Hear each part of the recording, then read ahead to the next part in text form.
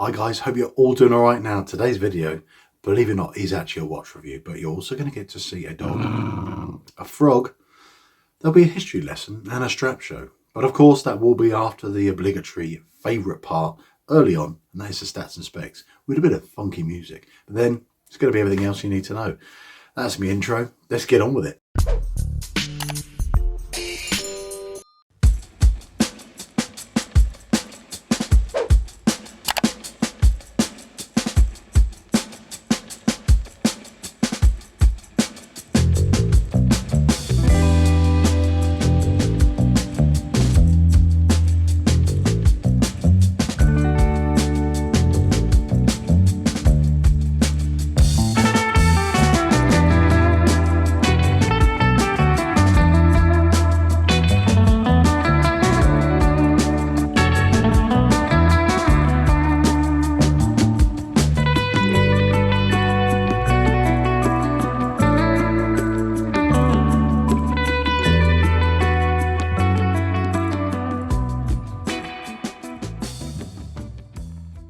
So here it is, guys, in all its yellow glory. I went for yellow because I do think if you're going to get a Doxa Sub Homage, you want to be getting it in a bright colour. Now, traditionally, orange is the one to go for because orange was what they chose for the original watch that this obviously was inspired by, which was the Doxa Sub300, and that was orange because it was discovered that orange was the most easy colour to see underwater. So that's why a bright colour and orange was chosen. That was an era where technology using colour was being used, and I think that's something we could bring back a bit more nowadays. There's so much history behind the brand that inspired this watch, and it's refreshing to have a watch from a Chinese homage company, homaging very closely but not too identically, of course, a watch with so much historic value. And it's only fairly recently come back into the forte again, the Doxas I'm talking about, and that's probably why it's taking a little bit of time for these Chinese homage companies to kind of cotton onto it and maybe give it a go. And I think it's a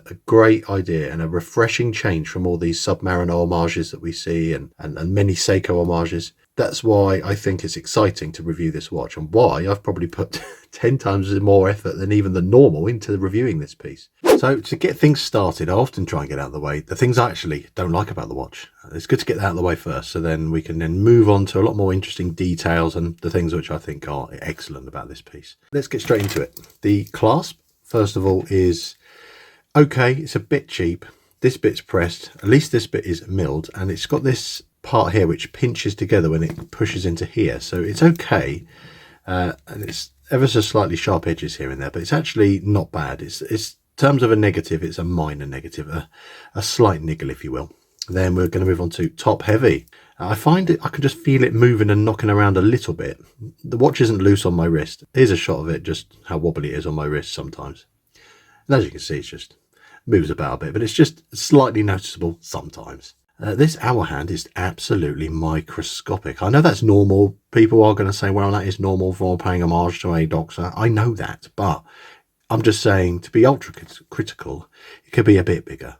But the good thing is it actually makes it easy to read the time, because the minute hand's massive, and the minute hand's what you really need to be tracking the time if you're going diving. Next thing, there's no loom at all in the bezel anyway, no loom pip or anything. I know that the real thing, the real deal, if you will, that does have loom in this bezel, but you don't have anything at all for luminance to see how long you've been diving for as a reference point, so that's a kind of a niggle. The weight is quite heavy. I say sized up for me. I have an average man's wrist. It weighs over 150. It's about 162 grams, which is quite heavy for a sports watch, but that's probably because it's quite chunky at about 13.6, and it feels like a good solid heavy piece.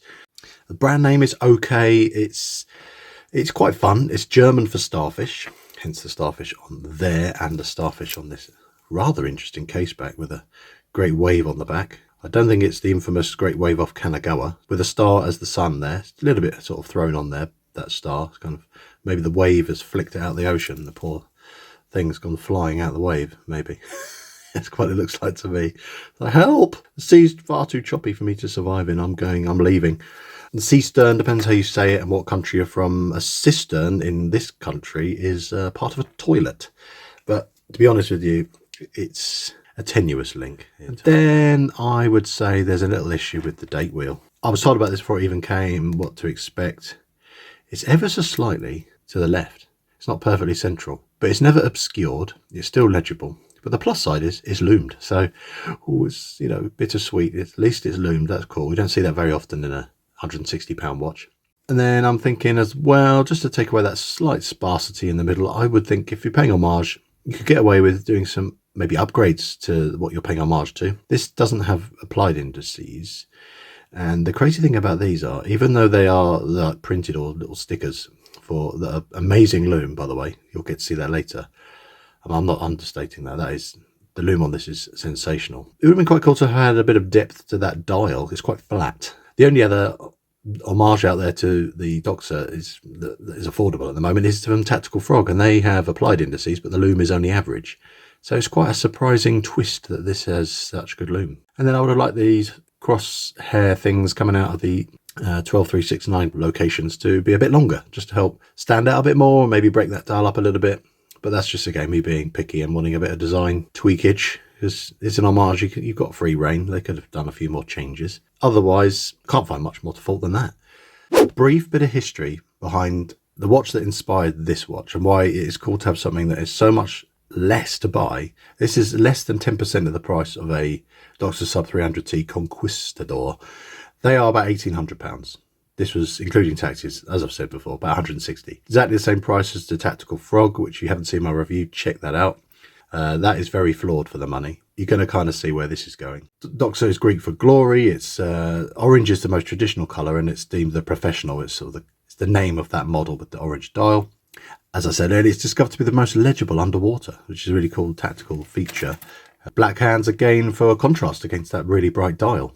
Again, practical yet very attractive in my opinion. And it was very infamously worn by Jacques Cousteau, who he actually chose the black dial one, which is ironic because that's actually not the easiest to read underwater. But who are we to judge that man who was a great explorer of the seas, and even his grandson wore a Doxa sub, but his had the orange dial, so he was a bit more practically inclined.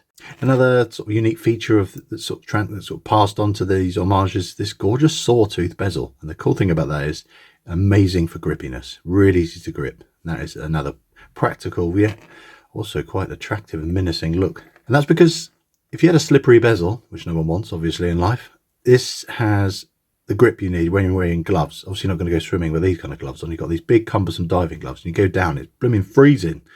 You don't want it to be slippery and awkward, because it's just going to mess up your dive.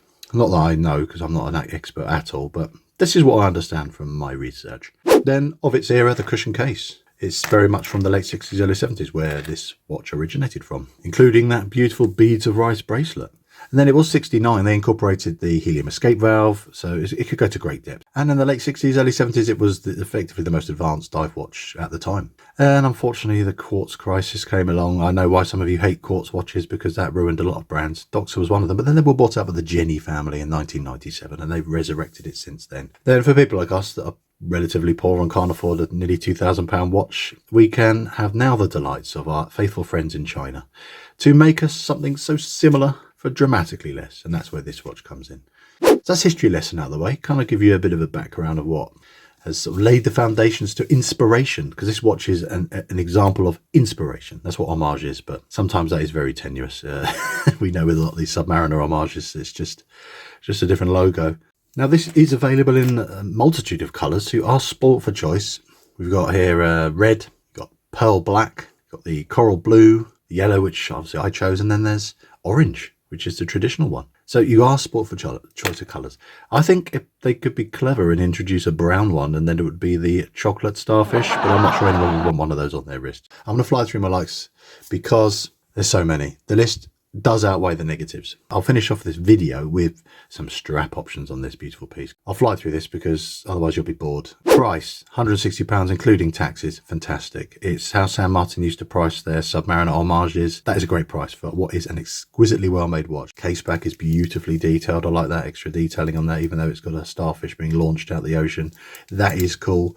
Colour choices, your sport for choice, loads of colours. If you don't like yellow, don't worry, there are other options. The bezel action, I've saved these sort of really good ones to last. Exquisite, guys. It's light without being too light. You feel every single little click. It's that good. It really is. One of the best I've felt on a watch in a long time. I'm not exaggerating. The The bracelet is extremely comfortable, no hair plucking or pulling. Slight downside is the push pins, but we expect that generally at this price. But it's really well made, no sharp edges, really conforms nicely.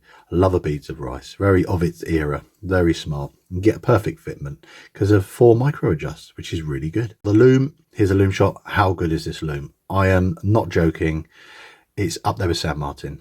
The way I do it is I do a time lapse, 20 minutes, and I basically look at the footage, speed it up so you don't watch a 20-minute segment of loom, which would kill you. Or will it? I don't know, some of you are into loom that much. Anyway, it's that good. It's fantastic. It really is. I'm not exaggerating. It blew my mind. Beautiful blue hue, lasts really long, very legible. The hands don't die off, so you can see it clearly. It does its job, so it's very satisfactory. Comfortable. Cushion cases generally are very comfortable, but I did say it was slightly top heavy, but that didn't actually detract from the comfort. I've worn it running around, playing with my son and things like that, and it's just, you don't notice it really. Build quality, exquisite. I'm not exaggerating. The brushing is so smooth and consistent on all the brushed elements. Polishing, very smooth, no ripples, no missed bits. The transition between brushed and polished areas are really good, crisp and even. Only slight weird bit is this bead blasted bezel. That would be nice if it was brushed, but I'm just being really picky. But it is really nice. Even the finishing on that bezel is great. And I like the fact it has a flat crystal and the AL coating is not garish blue or anything like that, which is another positive. Because flat it helps keep this thickness and height of the watch to a reasonably acceptable height. If it had a dome on there, this thing would have looked like a massive chicken nugget on your wrist. The details are really good. I do like the fact that even though it's slightly squiffy to the left, it's got a loom date wheel, which when the lights go down and you can start seeing all the loomed elements glow, it's nice to not have just a black spot at the 3 o'clock, which you always get with a date wheel that isn't loomed. So it's nice to have that. It balances the watch out still, and a white date wheel to go with the white indices, etc., helps again balance the dial out. It's really well proportioned. And lastly, this screw-in crown, honestly, it is beautiful. A huge 7mm crown, really easy to unscrew, and it screws. Look how easy it was to screw back in. Sometimes I can really fumble around. I've had to mess about with 300 quid San Martins and you can't get the crown in. But this is just pop, really smooth, easy to adjust everything. Just really nice action. Just screw it in, boom, straight away. That easy, really good. All the tactile aspects of this watch are spot on. And bear in mind this is 160 quid. It's kind of you're starting to get into treating yourself to a nice watch kind of territory on AliExpress. You would not be disappointed. I'll finish this video up really. I've talked about the likes, the dislikes, the details, everything. It's time to talk about what it looks like on a few straps, which I sell, of course, on my lovely little strap business, Off the Cuff Watch Straps. Let's show you what this watch can look like on a few nice examples, which really change it up if you don't want to wear it on a bracelet. First one, we have the Tropic. What appropriate strap for this watch. It's got the squared off edges here, very traditional, and it's gorgeous diamond effect on the design here and breathable holes. FKM rubber, so it's a premium grade of rubber, really hard wearing but soft and supple straight out of the bag. It is awesome and very of this era. Black again's got a contrast with the black hands, and it helps just tone this watch down a little bit. Definitely works for me. Now let's check out something else. Here we have a brand new release. I'm so proud to present. This is the Pioneer, a brand new addition to my range because I wanted something that's a bit more of a rubber strap, but it's also good for adventuring. It's got a slightly chunkier design with that raised section in the middle with a gorgeous diamond pattern in the middle. And it's got the locking function, which is great, appropriate for a dive watch. And I thought blue would actually work with this, and I think it does because blue and yellow complement each other, and black. How fantastic is that? So let's get it on wrist. As you can see here, it's got the locking function. So you slide that in there, and this second keep here, it's got a little notch sort of underneath there, so it locks into the strap, holds it in place. You don't get any flapping. And this thicker part here, and it conforms immediately around the wrist, helps balance the look of the watch around. And it's just, again, slightly chunky, and this design complements the sawtooth edge here. I just think that works really well. That's my favourite so far, but I'm going to show you one more just to show you how versatile this watch is. And the grand finale is the Tropic Waffle Hybrid. I really was excited to get this hybrid strap in. The reason why is because it's a Tropic design, but also got a waffle texture. So it's, again, still got a vintage vibe, but a lovely bit of texture and a bit of interest. If you don't like the regular Tropic, you've got something here that is totally different. But still looks the same, which doesn't make sense. If you enjoyed this video today, definitely click on one of my other links and check out my playlist. I've done so many videos now, you'll be spoiled for choice. My dog agrees. I really hope you enjoyed this video. If so, thumbs up, all that jazz. But anyway, I'll see you in the next one. Bye for now.